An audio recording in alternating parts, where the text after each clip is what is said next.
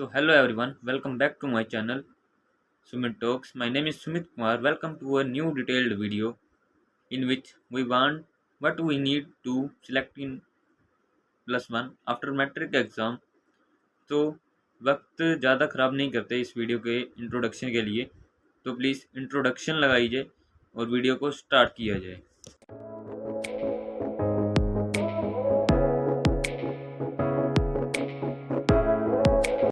सो आपको पता ही है कि ये वीडियो किस टॉपिक पर बेस्ड है, तो स्टार्ट करते हैं। What to do after the matric exam, कि हमारे को मैट्रिक एग्ज़ाम के बाद क्या करना चाहिए। जब 10th के एग्ज़ाम्स ख़त्म हो जाते हैं, रिज़ल्ट आ जाता है, जब बच्चा टीचर के सामने जाता है, टीचर से शाबाशी लेने के बाद टीचर उससे पूछती है भी हाँ जी बेटा +1 में कौन सा सब्जेक्ट ले रहे हो। तो बच्चा तो सोचता है यार भी हाँ भी मैंने अभी तक सोचा नहीं है भी कौन सा सब्जेक्ट लेना है, और कई बच्चे सोच के रखते हैं और एंड मौके पे आके वो सोचते हैं यार अब तो सही फैसला लेना पड़ेगा वरना आगे दिक्कत हो जाएगी। तो ये वीडियो स्पेशल उन बच्चों के लिए है। ये दिक्कत मेरे को भी आई थी जब 10th क्लास मैंने पास करी थी और +1 के अंदर मेरे को स्ट्रीम लेनी थी, तो मेरी मम्मा ने मेरे को कॉमर्स स्ट्रीम दिलाई थी। आगे मैं भी बताऊँगा मेरे साथ क्या हुआ था, तो वीडियो स्टार्ट करते हैं। तो मेन 3 स्ट्रीम्स होती हैं हमारे यहाँ, कॉमर्स, आर्ट्स और साइंस। आखिर हमारे को नीड क्या है स्ट्रीम सेलेक्ट करने की?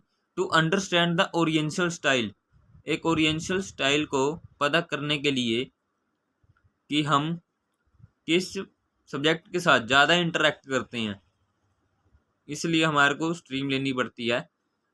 हमारा किस सब्जेक्ट में इंटरेस्ट है, मान लो किसी का पंजाबी में इंटरेस्ट है, हिंदी में इंटरेस्ट है, ज्योग्राफी में इंटरेस्ट है, हिस्ट्री में इंटरेस्ट है, तो वो आर्ट स्ट्रीम लेते हैं और उनके इमोशनल इंटेलिजेंट के टच में आते हैं, फिर उन सब्जेक्ट के ज़्यादा डिटेल में पढ़ते हैं।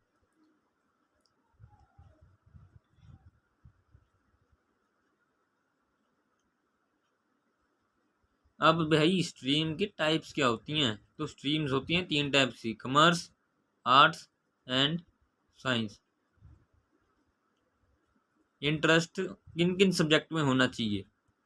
अगर आपका interest history, maths, science, geography, English, Punjabi, Hindi में हैं, तो आप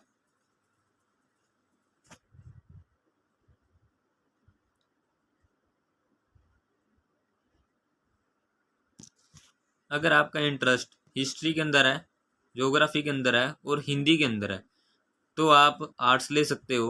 आपका अगर इंटरेस्ट मैथ्स के अंदर है, इंग्लिश के अंदर है, पंजाबी के अंदर है, तो आप कॉमर्स ले सकते हो। अगर आपका इंटरेस्ट साइंस के अंदर है तो आप साइंस स्ट्रीम ले सकते हो। कॉमर्स, अब सब्जेक्ट होते कौन से हैं कॉमर्स के अंदर?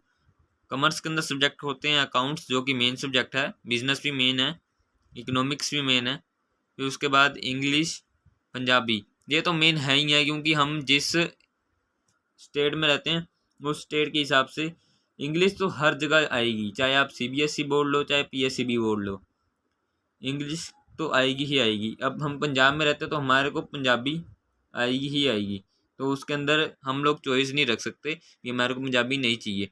वो साथ में मैथ्स इसके अंदर ऑप्शन होता है, वो आप लो या ना लो, वो आपकी मन की खुद की बात होती है। और इसके अंदर कंप्यूटर है तो कंप्यूटर तो है ही सब्जेक्ट, इसका चाहे आप लो या ना लो इसका कोई वो नहीं है, तो कंप्यूटर तो सब्जेक्ट है ही है। इसके पेपर भी होंगे और इसका पेपर सिर्फ 50 मार्क्स का ही होता है। आखिर जी कॉमर्स का स्कोप क्या है? The scope of commerce is to embrace the totalling activity which ensure the distribution of exchange and goods and service for the satisfaction of the people। Commerce के अंदर हम लोग एक्सचेंज करते हैं goods and service, satisfaction of the people in all ramification. It help in the expansion of trade and aids, commerce help करता है expansion trade and aids में। Commerce help करता है grow the industrial development. It encourage trade by promoting its advantages, help करता है under developing country के अंदर। तो आप अंडर डेवलपिंग कंट्री के अंदर रहते हो तो आप उनकी हेल्प करना चाहते हो या नहीं? अगर हेल्प करना चाहते हो तो जो नीचे कमेंट बॉक्स है उसके अंदर जरूर टाइप करना। फिर उसके बाद आता है आर्ट्स। अब जी आर्ट्स के अंदर कौन से सब्जेक्ट हैं? आर्ट्स के अंदर है history, economics, Hindi, maths, computer, geography, English, Punjabi.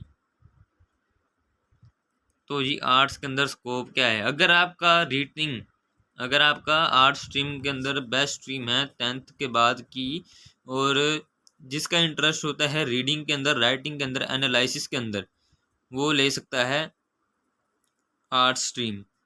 There are several important arts subjects in class 11th like history, जो कि आपको पीछे दिखाया था, geography, English, political science, sociology, psychology, Hindi etcetera.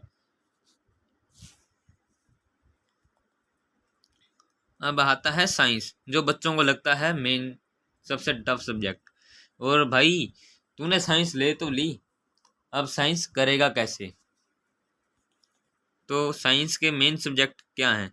Science के मेन सब्जेक्ट है फिजिक्स, बायोलॉजी, केमिस्ट्री, फिर उसके बाद मैथ्स है, साथ में पंजाबी भी है, साथ में इंग्लिश भी है। अब कहोगे यार इंग्लिश पंजाबी तो सारों के अंदर ही आता है। तो इंग्लिश पंजाबी इसलिए सारों के अंदर आता है क्योंकि हम पंजाब में रहते हैं, और पंजाब की मेन भाषा कौन सी है? पंजाबी। तो जी साइंस का स्कोप क्या है? तो कैरियर स्कोप है जो साइंस का स्टूडेंट्स के डिपेंडिंग होता है कि वो कौन सा कोर्स ऑब्टेन करते हैं। आप साइंस लेके engineer, scientist, lawyer, government employ, pilots, pharmacists, architects, lawyer, teacher, manager, designer, computer expert और डॉक्टर भी बन सकते हो साइंस लेके। At last what we need to select subject in which you interest. जिस सब्जेक्ट के अंदर आपको इंटरेस्ट है, अगर आपको हिस्ट्री, ज्योग्राफी, हिंदी के अंदर इंटरेस्ट है तो आप आर्ट्स लीजिए। अगर आपके पेरेंट्स कहें नहीं बेटा आर्ट्स नहीं लेनी, कॉमर्स लेनी है, तो आप अपनी टीचर को कहें 20 मैम हमारे को 15 दिनों का टाइम दीजिए, हम एक बारी चेक करना चाहते हैं भी कॉमर्स कितनी डिफ़िकल्ट है। जब मेरे को मेरी मम्मा ने कॉमर्स लेकर दी थी ना, तब मैंने टीचर से यही कहा था कि मैम मैं पहले ट्राई करूँगा, अगर मेरे को सही लगेगा तो ही मैं कॉमर्स करूँगा, नहीं तो मैं साइंस स्ट्रीम लूँगा अपनी। तो जैसे मैंने कॉमर्स करी तो मेरे को कॉमर्स अच्छी लगी, और आज मैं कॉमर्स +1 का सक्सेसफुल स्टूडेंट हूँ। तो आप एक बारी 15 दिनों का उस स्ट्रीम का ट्राई लीजिए जो उनसे आपके पेरेंट्स कह रहे हैं। उसके बाद thanks for watching. I hope you will take the stream which you are comfortable.